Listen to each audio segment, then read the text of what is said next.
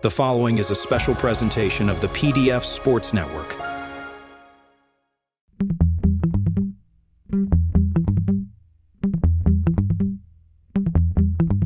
You know I'm right. The podcast that uncovers the origin stories of some of the biggest names in sports and entertainment. Nick Durst here with Joe Calabrese and Joe. There's been a lot of buzz about our show online recently, and many are calling it the best podcast you never heard of. But obviously, everybody listening to us right now has heard of our show, and we're excited because we got one of our good friends here. He's back with us today. The last time he appeared on the show is back on episode 24, July of 2020. So almost 2 years later now, this guy is tearing it up in the sports world, and we can just call him Mr. FanDuel, right, Joe? Absolutely. He is one of our OG guests. He's one of our OG friends to the podcast. And I remember that episode because we did the NBA playoff bubble and we were talking about everything that was going in. And I remember specifically you were on the Nuggets. I was on the Heat. Now the memory is coming back. At the beginning, we didn't think he was going to be an elite two-time guest, but he is an elite two-time guest. And we're very, very happy to have him back. So we'll get to talk a little more about his backstory. Just a little background. He co-created Emerge Marketing Strategies. He had his podcast, Just Hoop Talks, which we've also been on there. So little content back and forth here with him. And currently, as you alluded to, he works for FanDuel. Seems like everybody I know ends up working at FanDuel. So maybe that's a good omen for you and I, Nick, eventually. But he does work for FanDuel now. Primarily covers the NFL, primarily covers the NBA. Justin Henry. Justin, we know you're 3 hours behind us. It's early where you are, a little bit earlier than where Nick and I are now, but you're ready to go.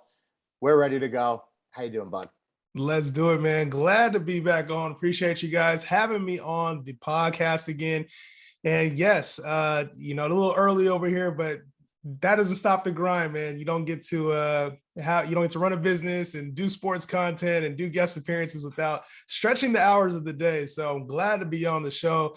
Glad to be a part of this and excited, dude. It's since episode 24. You guys have come a long way. I came on as a guest just talking to NBA bubble. You guys have had some legit people on this show.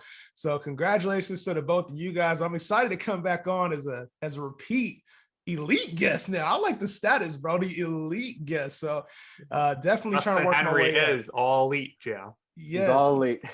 Trying to work my way up the board, man. But glad to be here. Well, we're excited to have you on FanDuel's very own. We'll get into that. We're gonna start in the beginning here, of course, which is you growing up, Sacramento native up there in Northern California. Yeah. When you're in school, the Kings, the best they ever been. Mike Bibby, Well, I actually, it just incredible. But you hated them. How did that happen? I hated them, bro. So I grew up and I was kind of drawn to the Lakers. And so when Shaq was coming in, Kobe, and I always watched hoops. I like LeBron. I like the Magic, Mike. So even when I was a kid, I always loved hooping. I was the guy with the sports almanacs. My mom would get that for me every single Christmas, like the 1994, 1995. And so I was a statistician, the guy with all the basketball and baseball cards. And I'm just checking out the stats in the back. Who won Rookie of the Year? Who was an All-Star? And I was just naturally, I'm a debater. So going into it, it's any kind of sports conversation, I wanted a part of it when I was 8 years old, 12 years old. I don't know if I got humiliated or something when I was younger, but that just happened to be a passion of mine. Was I got to get in these conversations. And so, over time, I in high school, man, I was the guy, the Lakers fan. I wore the same Kobe Bryant jersey every single day. No cap, I probably wore it 3-4 times a week, not gonna lie. And it was the nice swingman when they first came out too, the stitched jerseys. And so, growing up in Sacramento, obviously that was the heart. I went to high school during the heart of the Sacramento Kings run, the Mike Bibby, Jay Will, Chris Webber, and so going back and forth with those guys at the time, sports became a part of my life, man. I played fantasy sports back then, talked about sports, played hoop in high school. So it's it just naturally evolved. And I actually kind of got away from that in college, man. And in just some of my early life, I used sports so much as a crutch that it almost became an Achilles heel for me. At the time is what I thought. And so I kind of dialed back a little bit as I grew up. Still heavily involved in the NFL, still heavily involved in the NBA right after high school. But it was one of those things that as time grew on, I started having a family and stuff, man. I had to dial back on it because I was concerned that it was taking over what I did, you know? Yeah. No So cap. we're going to touch on your college days first, but with this team here with the Kings, give me one of the, I'll give you some guys here. Give me somebody you like respected or could tolerate. Obviously, White Chocolate, Jason Williams, Chris Webber, Peja Stojakovic. You had Doug Christie, John Barry back in the day, Nick Anderson. We Vlade Divac. Gibby, Yep. Vlade Divac. Give me somebody you kind of respected or you liked. So I can either give you a funny story or a player. Okay. Player, I respect Chris Webber. I respect the shit out of him. I met Chris Webber downtown at a restaurant one time, downtown Sacramento, and we chopped it up. He was like really down to earth, guessed my age and my shoe size, just off like that. He said, "You're 18 years old. You wear a size 15." And I was like, "Yeah, bro, like or 16, however old I was when I met him." And he knew like exactly. And so it was kind of crazy that he actually could guess that. And so he had a real chill conversation with me. That was like one of the dopest experiences when I was 16 years old. And at the time, funny, I was actually wearing a size 15 shoe, but I only fit in a 14. Like I was trying to, anticipate the growth that never happened. That's what I was trying to do. So ended up that. But the funniest story is actually Hito Turkoglu was the guy that I loved. Hito Turkoglu. It was because he had this huge nose, bro. And so he used to come to the school, to Elk Grove High School, and we would like make fun of him, man. It was bad thinking about it now, but we would draw posters with like the outside of his nose. Chris Webber and Jay Will would like laugh at us when they came in there. We would always win this competition and the Kings would come to our school, and it was hilarious, man. I feel bad about it now, but it was hilarious at the time. So we're going to move on to your college days. You attended Cal State University and you studied marketing, right? So the beginning, I mentioned emerge marketing strategy. So we'll get back to that a little bit later. But you studied marketing there. So what was the decision process behind the school choice? And how did you keep yourself active at school? And what kind of internships and opportunities were afforded to you? Yeah, so this was back when college was a little different then. I tried to get into UCLA, Stanford, Cornell, try to get in all these schools. I was 3.8, 3.9 student. So I was pretty smart, AP classes, honors classes. But civil engineering was actually where I started. And so I was hoping, math and science were big strong suits of mine, obviously numbers guy, but math and science were big strong suits of mine. And so I started civil engineering. I actually quit. I actually dropped out of college for a year. And I went to college for a year. Then I dropped out. And so I wanted to work, man. My mind wasn't in the right spot and I wanted to try new things. I was always like very structured at home. My home life was really structured. And so my parents were super disciplined, always on me for good reason, obviously, but kept me out of trouble and, really kept me on a fine line. And as I got older, I realized I don't like being told what to do. I don't like constraint, man. And so when you have that mentality, it's tough because, there's times where you need to figure out you growing up. You have to figure out who you are. And I was at the age, I was, young. I graduated high school at 17. And so I had to go through that process and work and figure out what I wanted to do because I was bored with civil engineering. I was bored going to school. And so I didn't know. I was in this kind of a cross paths of life where I was trying to figure out who I was because I didn't get to figure that out a little bit earlier. And that still continued on for a good 5-10 years of me just trying to figure out who the hell I was. And in school, it was one of those things I had to drop out in order to realize I belonged back in school. I had to drop out to realize that just because I was good at math and science didn't mean I had to go to a career path that didn't suit me. And so the more I heard about civil engineering, the more I actually dialed into what it was, I found out it wasn't for me. I actually was sitting in a class, little side story. I was sitting in a class called Intro to Civil Engineering. And once I quit school, I went back in 2000. So I went back 2 years later. And then I had to actually sit in a class called Intro to Civil Engineering, which became a requirement. And that's the class that made me drop out. There was a sign on the wall that said, interested in sports marketing. right? So this whole sports thing ends up coming back full circle. But it said interested in sports marketing, get your degree at like New York University or something like that. And I ended up sitting in that class every single week, looking at that sign saying, I'm going to get into marketing. Like, I'm going to get into sports somehow. I'm going to get into marketing. And that's the career path I'm going to choose. So I ended up switching my major to marketing and finishing school in 3 years. So I really took an accelerated path, like took 24 units one semester, like just really dialed in, locked in, man. Was working full time at the same time. And so I decided marketing was how I was going to get into sports. They didn't have a sports marketing degree at Sac State. And I just chose Sac State because it was a local school and ended up finding marketing. It ended up working out, man. No, it's good. And like I said, internships and see, you're in the same position, or you were in the same position that Nick and I were in. When you do something like that and you kind of get into that sports path, it's very hard to find something that's very firm on the ground and very stable, right after you get out of college, right? So internships, and what were your first jobs or opportunities like immediately after college doing that hustle work? Because you got to The hustle a hustle work lot. really, well, you mentioned it, dude. It's hard to get into sports. Like it's hard to break through. And a lot of people see the end result. They see some people rise, especially now in like the social media world. They see some people rise and jump to go to big companies, or they somehow get in full time. And it's like, there's a period where you have to grind. I try to go to Sacramento Kings and do like a marketing position with them. They were like, nah, you need to start at the ticket sales. You got to start minimum wage and start on the phone. I was like, bro, this ain't for me. Like, I don't have the time. And at the time, right when I graduated college, I had my first son. So I didn't have the time to be like, I need to go back and do minimum wage. And I had to just get going in marketing. So for me, it was a different path than most people when it came to sports. But right after sports, I actually got into sales.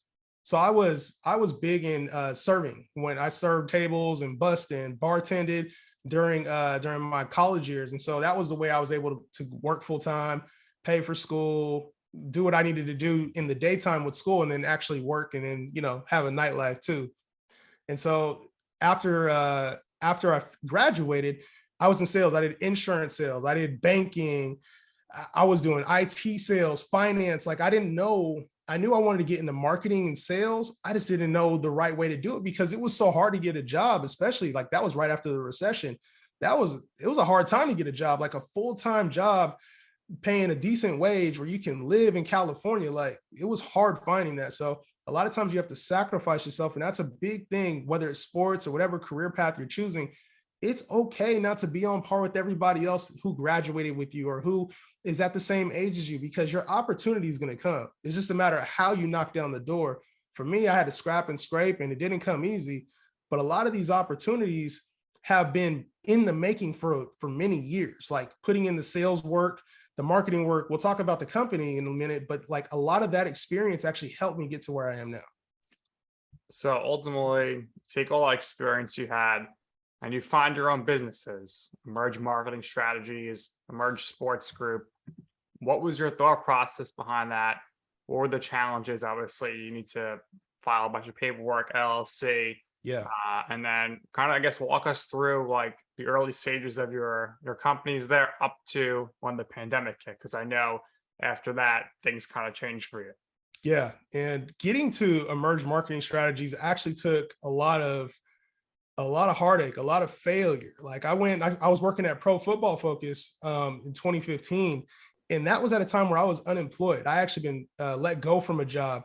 I let go from sales jobs. And I don't, it's for me, it was a pride thing. Like I didn't know how to even take that. Like I got fired, not laid off is what they call it, but that was my last job. I got laid off before I started Emerge Marketing. And I was working at a tech company doing sales and marketing. I was trying to figure out how to get into this industry. I got laid off. I was like, bro, I got to just do this myself. Like I'm tired of being in somebody else's hands where I'm getting laid off, or I stay at a job and I get bored. I can't take direction well. Like this is that figuring out process I talked about earlier. It came to a point where I was like, you know what? I got to control my own future. I have 2 kids. At the time I had 2 kids and just a third on the way. And I was like, what am I going to do if I keep getting laid off? Like I can't provide for my family in that way.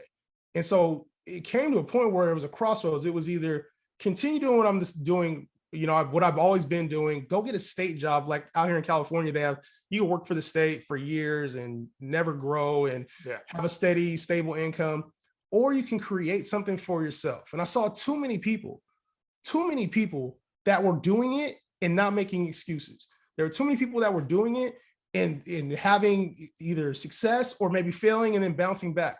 Why couldn't that have been me? Why couldn't that have been me? I got laid off from my last job. They told me, the guy told me, the general manager at the time told me, hey, you make $45,000 right now. Why can't I replace you with $700 a month marketing service for $700 a month? And at that moment in time, I realized you don't value anything I do. I'm just a number to you, bro. Like, you don't value me. And I value the shit out of myself. So I had to go and I was like, you know what? Emerge Marketing, I'll start a marketing company and help multiple businesses.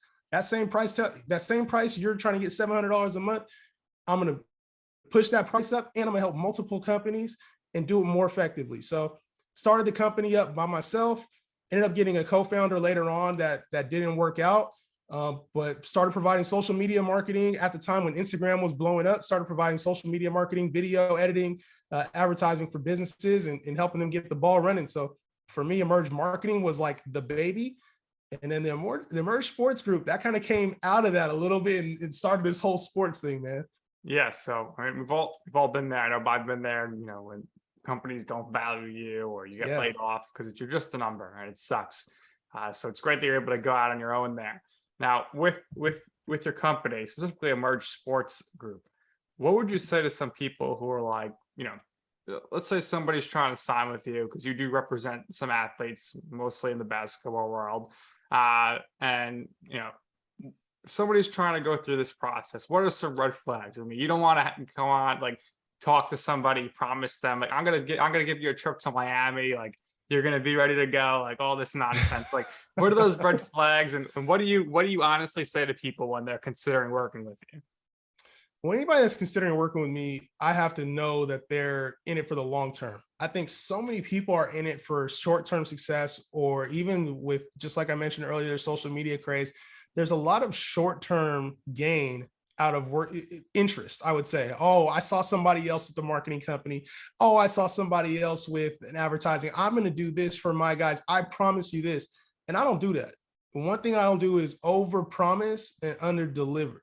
I would rather under promise and then do more, right? So when it comes specifically for anybody that wants to work with me or my team, get their brand out there, create more awareness, I'm not going to promise them the world. I'm going to promise that it's a long-term relationship. And that's kind of how I played my entire life, man. There's short-term wins only last for so long, and you can get instant gratification with a social media post that goes viral. You can get instant gratification with a big check that comes your way. You can get instant gratification with aligning yourself with somebody very quickly and seeing a speed ramp up. And then when things start to get rough, cutting them off. There's a lot of people that do that. It takes a lot of dedication to continue doing something consistently, continue riding through failure, continue not being too high when things are great. It takes a long-term focus. And for me, that's really what matters when it comes down to anything you try to do. It's what's the end goal years down the line, not what's going to help me necessarily today. I think that's the big problem with a lot of people, man. They're like, why haven't I done it today? Why haven't I made it today? It's like, bro, we got so much time here. Like, I think about, I'm 36 years old. I think about my first 36. It would take me an entire lifetime to get to 72. I can't imagine the damage I'm going to do in that time, man. First of all, you look great for 36. Appreciate it. No, I had no idea you were 36. I thought you were closer. I mean, I'm going to be 30 in a couple of weeks from now. So it's like, happy you don't early birthday. I appreciate that. You don't look that much older than us. So with Emerge, in order to do what you did and to accomplish what you did, obviously you need persistence. And for somebody who's as multi-talented as you, I think ultimately it ended up showcasing that all-encompassing range of talents and natural skills that you had, combined the numbers and the math side with the socialness and being able to want to act on that urge for you to serve other people and to serve other companies and ultimately have them grow. So you mentioned video editing. So now we're going to have my favorite part of this podcast coming up. We're going to talk about freelance editing and being a videographer for Damon John. Now, I know somebody personally who used to work for Damon John. Oh, really? So I'm not going to mention any names. Okay. But I want to talk about that experience. Yeah. And this actually, that whole experience came out of this mentality. You know what I mean? I think going over in the past, if this experience would have happened 5 years ago, I would have never, or 10 years ago, I would say I would never work for Damon John. But back in 2019, I want to say it was the end of 2019. You know, I was at the time I was running the Emerge Marketing, Emerge Sports Group had just been launched. This was right before the pandemic, and I actually went to a Damon John conference. Now, when I went, I had no expectations, right? I was like, I'm just gonna, you know, go there, soak in the information. If I happen to meet him, I'm gonna save my piece.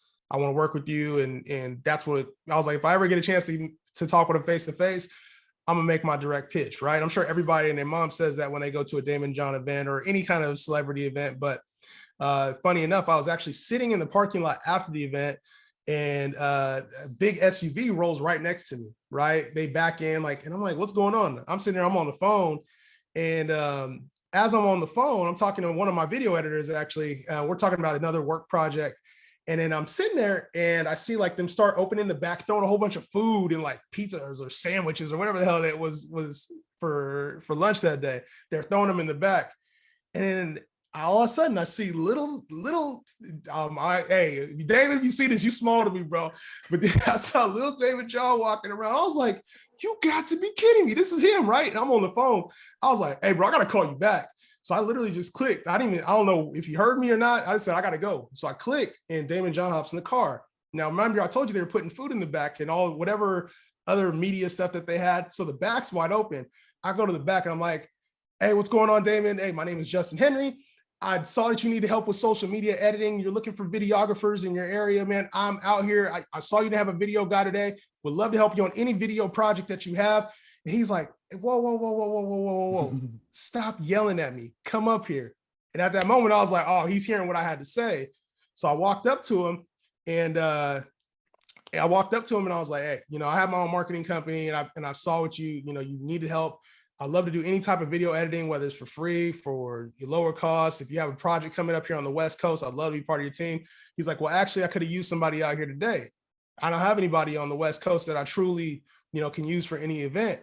And I was like, whatever you need on the West Coast, I'm down to go SoCal, Vegas, wherever you want. I was like, I'll help you out. And he was like, all right, well, contact my guy over at the Shark Group. Here's his email. I didn't have a pen or paper. I was like, okay, it's blank at whatever email address it was. I was like, all right, I'm gonna contact him. And so I'm sitting there trying to remember this, like Will Smith in The Pursuit of Happiness, where he's like saying the numbers. I'm literally saying the thing. I have no pen with me, so I have to drive to the gas station, get a pen and paper, and the rest is history, man. I emailed it, and we end up doing, I want to say like 2 or 3 shoots with them within the next couple of months. So, and a few more projects later on. So it was good. That connection actually led to a whole lot more than just a Damon John video shoot. So I'm glad that was one of the better days in my recent years. Yeah, I love that story that you were just able to go up to someone like him and make your pitch. He hears a lot of pitches, but very happy it worked out for you. And it sounds like there's a good connection there, and hopefully things continue to work out for you there. Yes, now, moving on here, Joe mentioned this earlier, Just Hoops Talks, your YouTube channel back that you launched a few years ago to talk basketball. We also got to talk about your fantasy football stuff, the lineup setters for Landry football. What was what was your process there? Halftime, just like, hey, let me get out here, let me start putting stuff out there. So tell me about that, and then ultimately tell me how you ended up with FanDuel. So with my video editing, we have one of my video editors, his name is Will Thompson. And so we always were talking basketball, and I would be like, since my college days, I was like, you know what, I need to get with my boys. We were always talking sports. I was like, this was back in like 2008, 2009, before everything popped off. I was like, hey, we need to do a podcast. We need to do videos on YouTube and just talk and argue, because I know our conversations would be dope. People would love to see it. Like, let's just go argue, talk about our normal stuff we always do anyway, and let's put it on video. And so leading up to this, I've had this thought, over the years, and never just put it to action. And so me and Will, we're like, hey, let's do a podcast. That's kind of when the audio thing started. Gary Vee started talking a lot about, hey, you want to be on audio. So we're like, how do we get our own podcast up? We just started talking basketball, and it was all audio at first. And so we would go and we would do these episodes, and they would be so sporadic. We would talk about like just whatever, and they started catching attention on Anchor, on Spotify. We're like, why is this thing growing? But we were so inconsistent, right? And we were like, well, how do we, push the envelope a little bit further? And then March 2020 came, pandemic came, and it was like everybody started getting in their creative bag. And for us, that was doing video. And so we started doing video, and we noticed we're like, hey, let's push this YouTube grind. Our videos were catching a lot of stream. And I was like, bro, we got to start doing a little bit more. And so we started having guests on. And that's really when things took off. We were getting some NBA players. Some of our G League guys were on there. We had some media on there. Nick was on. Nick and Joe, you guys were both on the show. Box Out crew. The Box Out crew. And so, things just started kind of taking off. We started getting sponsors on our show. And so it was a good experience for me leading up to a lot of this. You mentioned Fantasy Gods and FanDuel. That, like I said, it's all kind of, it works together seamlessly, and it's really transitioned on, helped me get my editing skills down from scratch. Like, because a lot of times now it's so easy to hit a StreamYard or just do a simple, live cast. Then we weren't doing live. We were going through, I was editing all my videos. So getting the graphics nice, getting it all edited up. So it would take me a lot longer, but the end production was really good. And so that actually helped kind of lay the foundation for things now that FanDuel and Fantasy Gods, when I wanted to step into the fantasy football world and it was finally time, things were in the right spot. Yeah, and now you're at FanDuel now. So after all that grinding, all that journey work, you finally reached the mountaintop and finally got that major job at a major company for a major sports book. And like I said, you always specialize in doing football and basketball stuff. So how did FanDuel approach you, and how much fun have you had there since you started? Man, it actually started a little bit before that. So last summer, I started talking with a bunch of my friends. I'm telling you, like, it just comes out of nowhere. I was like, one of my boys was like, oh, I don't have any money for investing. Right. And so we were like, dude, you can make money off investing. I was like, all you got to do is start a fantasy football podcast. All you got to do is just build up your social media following. You can make an extra $50. TikTok will pay you. YouTube will pay you. Just grind it out for a year and it'll happen. Right. Make an extra $50 a month. I was like, hey, all three of us can do it. We can all push together. We'll make an extra $150. No, it's easy. No problem. Right. And so we started up a fantasy football page literally within a day or two after that. Like, when I tell you I start something, when I have the idea, I literally just go with it. We started Fantasy Gods on TikTok. You can find us there. We were at 0 followers last year in June, 0. We had just started the page. By August of 2021, we were at 20,000 followers. No shit, like it happened. And so that was a big combination of just persistence, knowing what people like, the marketing skills, knowing the sports. It all came full circle, man. And so in that time, there were some posts that went viral. We had some million view posts. A lot of the views were, fortunately for me, like they came from my personal brand. Like, people were recognizing me a lot. The takes were kind of crazy sometimes. They were funny, but a lot of recognition started coming in. And so people were recognizing my face, I think, just on TikTok. And then I get a random DM one day from a guy at FanDuel. And I'm like, well, what's going on? They're like, hey, we want to talk to you real quick. And I'm like, well, is this a branding thing? Like, are you looking for Fantasy Gods? We can talk to them. He's like, no, I'm interested in you specifically. So he's like, hey, let's have a conversation. And so I talked about the direction. They're like, hey, we want to sign you to a 1-year deal. We like what you do on TikTok. We like what you do. We want to get you some live videos, mainly just doing the same thing you've been doing for Fantasy Gods, just making some TikToks. And I told him, I was like, hey, I have a wider range than you probably think. I was like, I'm not just a TikTok guy. I'm not just a fantasy football guy. Like, I have a pretty big range, and I showed him some of the Just Hoop Talk stuff. A lot of the things that I have been doing, I told him I worked with NBA players. Like, a lot of the things that I had been working on, video editing, marketing, just knowing that stuff actually helped me. And they're like, oh, we got to get you on the team, man. So that ended up turning into a FanDuel deal where I've been with them for almost a year now, and talking NBA, NFL, ended up coming on there. Like, it all came full circle, man. So it was a great opportunity working with FanDuel and getting into that spot, man. And to be honest, it was, you could say it was lucky or random, but that's just the persistence of it and just keeping along the line, keeping that long-term range of thought. Because, if I would have just given up or not pursued my sports dream or not been in marketing or not taken chances or not even got on TikTok, I would have never had that opportunity. So persistence, dedication, just getting shit done, man. At the end of the day is what it's all about. Well, we're very happy for you, Justin. You know, you've been doing great work at FanDuel. And like I said at the beginning of the podcast, it seems like everybody I know just kind of finds their way working with FanDuel. So Who else you know at FanDuel? So my friend Eddie, he was at NFL Network for a very long time. He was working with Dave Damashek as his producer, doing all types of segments. They left, I believe, towards the beginning of last year, and they have connections with Cousin Sal now. As you know, Cousin Sal, cousins with Jimmy Kimmel, used to do his podcast network and his content with The Ringer, but they started that company, Extra Points, which is sponsored by FanDuel, and now they're all under the same umbrella there, and they record stuff. I know Jeff Schwartz records with Eddie and Dave and all of them, so that's what they're doing now. Seems like everybody's working for FanDuel, or yeah, right. Everybody ends up finding their way there. So, like I said, Nick and I are going to continue to follow. We follow your content on Twitter and all your other socials. Can't wait to see NFL season starting up and the NBA season starting up here again in a couple of months. So what's next for Justin Henry? Seems like you've done a little bit of everything, and it's like I said, you have talents that are very, very wide ranging. So it's like you reach, I guess, the mountaintop. You know, maybe it's not the mountaintop yet, but you finally reach that place where you got a major company paying you for all your great opinions, and your valued opinions mostly are correct. But what's next? You know, what comes after this? So I think this isn't the mountaintop. I think this is just the start. Like, this is the launch pad.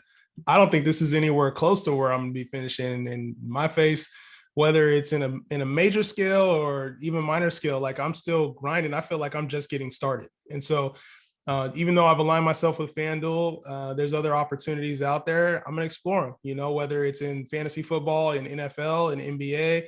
I'm just going to continue doing me. And I think that's what's got me this far. And I want to be one of the top sports personalities. That's kind of been one of my goals now over the last year, is being one of the top sports personalities. And I'm not there yet. You know, I think getting to FanDuel, bringing fantasy gods to relevance, like, that's all part of the equation. But there's still a lot more work to be done. I can be a lot better. My content's going to get better. My knowledge is going to get better.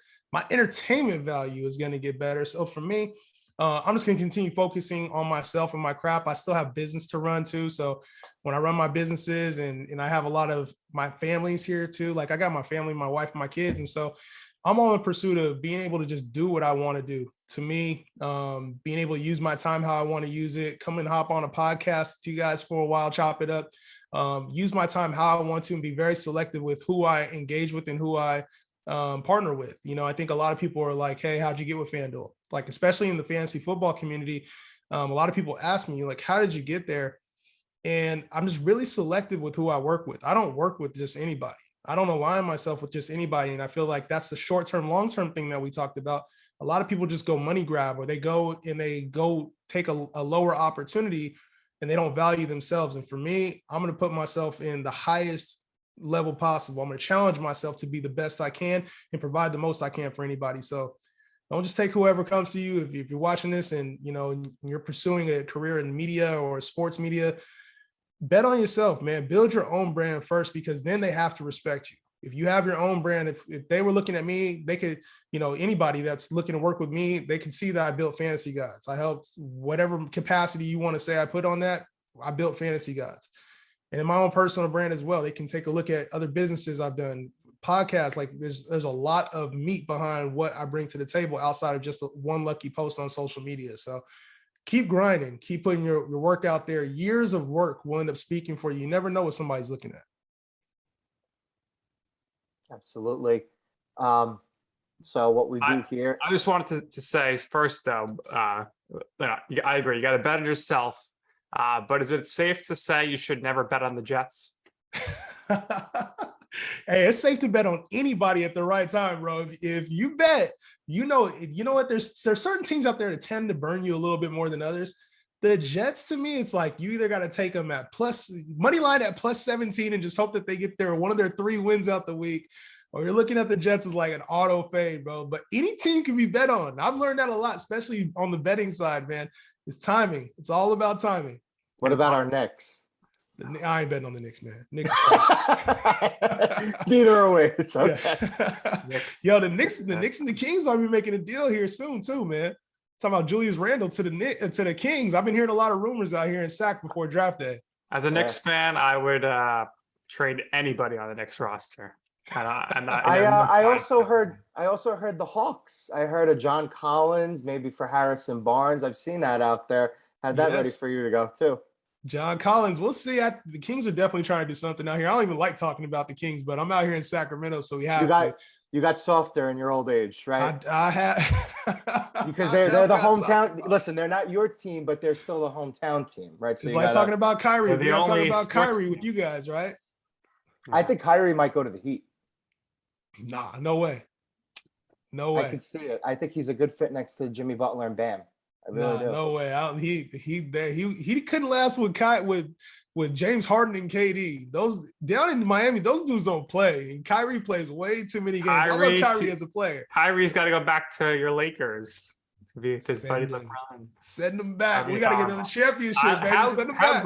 How great was it watching the Lakers in the 2021-2022 season? I mean, you probably thought they were going to win the championship, and they were just a disaster. And everyone's blaming Russell Westbrook for some reason. Meanwhile, Anthony Davis played about 20 games. Bro, I had him winning. I for sure thought that it would work, and it just didn't. It was a nightmare to watch as a fan. You're like watching these games. I'm like, bro, how did they not make the playoffs? So epic collapse. To me, I'm just looking at the Lakers now. I'm like, I'm hoping that an offseason does something. And it was just like too much expectation. Like Westbrook was playing out of control and being a diva all year. AD was hurt. LeBron, I think, was just going. He's like, I'm just getting my stats. I'm padding my stats for this year, making sure I get my Hall of Fame GOAT case ready to go. But man, it was disappointing to watch as a fan. So Darvin Ham is there now as a head coach. These guys have a year to say, all right, this is a good fit. If not, if Russ got to go, he got to go, man. Let's get it right. The Lakers don't have much time. LeBron don't have much time, especially since he's the GOAT. You know, we got to make sure we see that come to fruition. All right. Well, lots to keep track of with the basketball world here. And there's no better part of the basketball season than the off season, because the rest of it is irrelevant and does not matter. Justin, we got to ask you here. We ask all our guests, what is your I'm right moment? And what we mean by that is a time in your career or personal life where you wanted to pursue something. You asked somebody for advice. They say, Justin, that sounds like a bad idea. I don't think you should do that. And ultimately, you did it anyway, and you tell them this, I'm going to do it my way, and you will see why it is that I'm right. I can think back, and I kind of touched on it a little bit, but getting laid off, man, and